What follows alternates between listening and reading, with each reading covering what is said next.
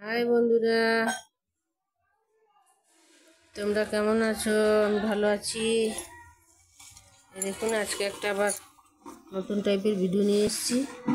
দেখতে থাকুন, ভালো লাগে নাকি। এই দেখুন, এটা কি বলুন তো, এটা কাঁঠালের বীজ। আমি দেশের বাড়ি থেকে এনেছিলাম। এই দেখুন, এতটা ছোলা হয়ে গেছে, এতটা বেরিয়েছে। দেখা যাক এটা কি বানানো যেতে পারে। দেখতে থাকুন, বানালে দেখাবো, কি বানাচ্ছি দেখাবো।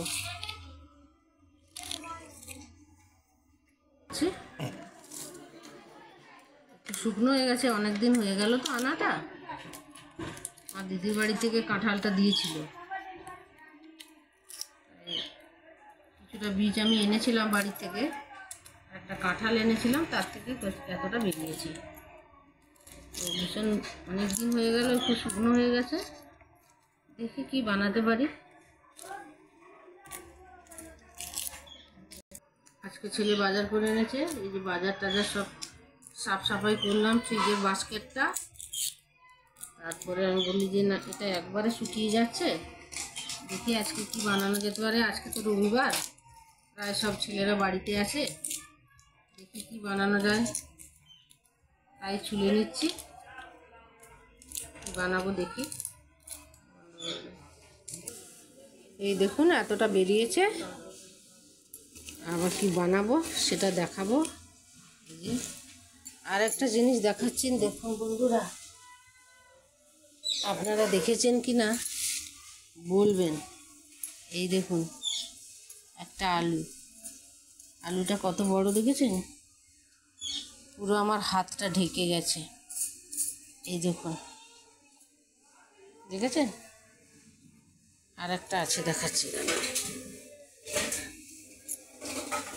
এই দেখুন, একটা আলু 1 কিলো করে হবে। 1 কিলো করে না হলেও 750-800। এই দেখুন, একদম শিলের নোড়ার থেকেও বড় বড়।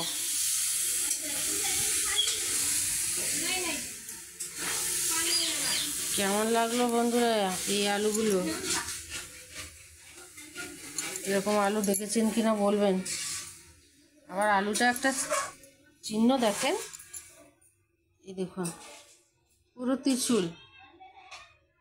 আলুটাতে পুরো ত্রিশূলের চিহ্ন আছে। প্রকৃতির কি সৃষ্টি না, অবাক লাগছে দেখে।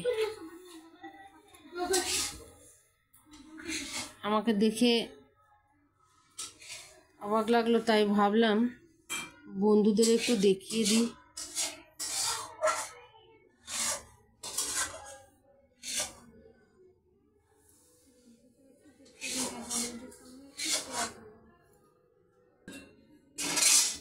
এই আলুটা উল্টো করে দিলে এরকম দেখাচ্ছে, তাই আমাকে দেখে ভালো লাগলো বললে আমি ভাবলাম বন্ধুদের সঙ্গে একটু শেয়ার করি।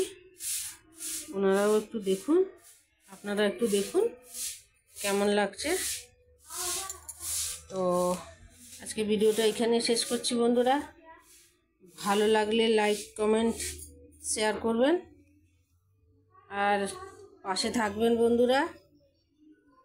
অনেক অনেক আপনাদেরকে ধন্যবাদ আমার সঙ্গে থাকার জন্য। সঙ্গে থাকবেন, আমিও থাকবো আপনাদের সঙ্গে। Bye bye, tata. আবার দেখা হবে কোনো নতুন ভিডিওতে।